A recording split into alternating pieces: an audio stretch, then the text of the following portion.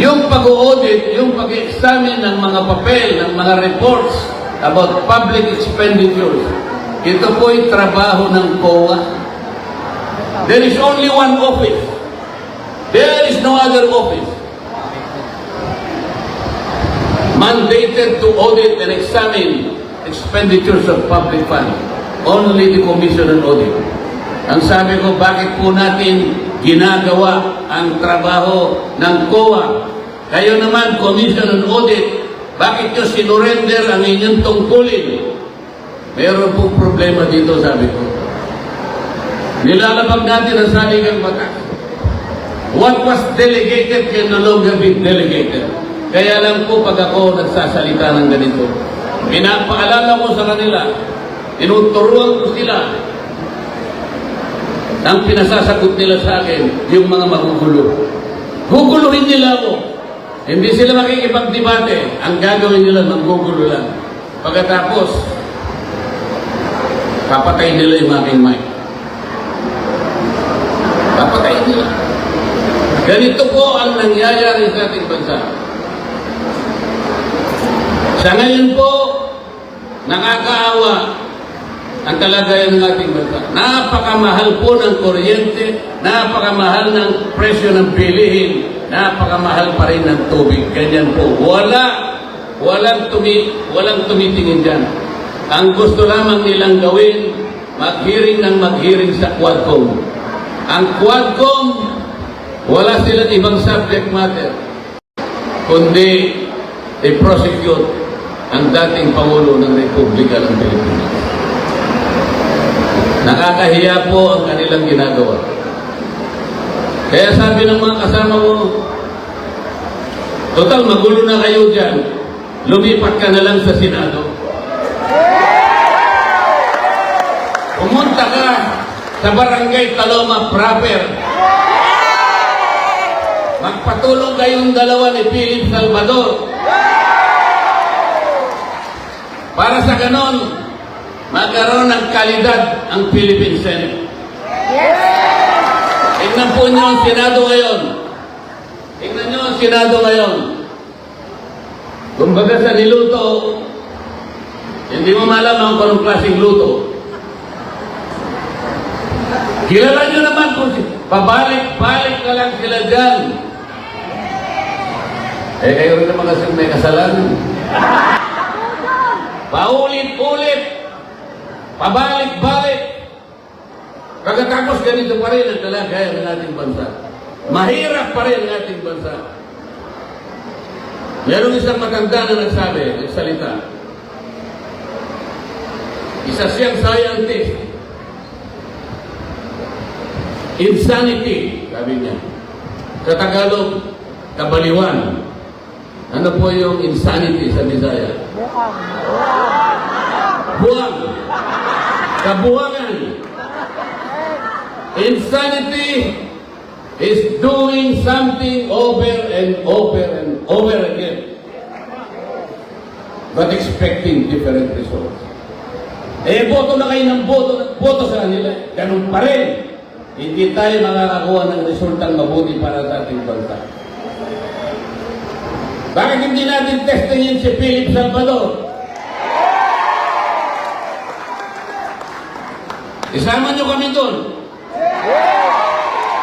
Kahit hindi mo malaman kung anong klaseng niluto ang Philippine Senate. Sabi nila sa akin, paano isasama mo ako dyan? Hindi pala magkakapareho yung sahog, hindi magkakasama yung sangka. Hindi natin alam kung anong lasa niyan. Tapos ilalagay mo pa ako dyan, isasama mo pa ako dyan.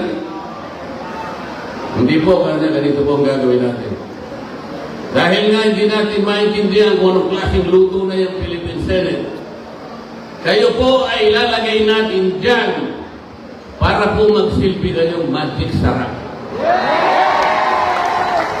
Baka po sa lasa, nagkaroon man lang ng lasa yung luto na yan, baka magkaroon tayo ng pag-asa. Tingnan po ninyo yung corruption dito sa bansa nito. Yung corruption, nalulunod na tayo sa corruption. Magkano ang ginagasta ng ating bansa araw-araw? Magkano? How much does this country spend every day? Do you have an idea? 15.8 billion pesos every day. Magkano naman ang ating kinikita araw-araw? 11.7 billion pesos. So gumagasta tayo ng mas marami kaysa sa kinikita natin. Anong deficit? 4.1 billion pesos. Yan po ang inuutang natin araw-araw. 4.1 billion pesos. Or about 270 million pesos every hour. Bagsak. Magkano na po yung ating utang? 16 trillion pesos. 16 trillion pesos. Bigay ng akap. Akap dito, akap doon. Puro akap. Hindi po yan ang gawain ng House of Representatives. Hindi po yun ang aming gawain. Wala po kaming gawain na kami ang magbigay ng ano-ano. Tingnan po niyo yung ginawa nila. Tingnan niyo yung politika. Ang budget po na pinresent ni Inday Sara, 2 billion pesos. Ano ang ginawa nila?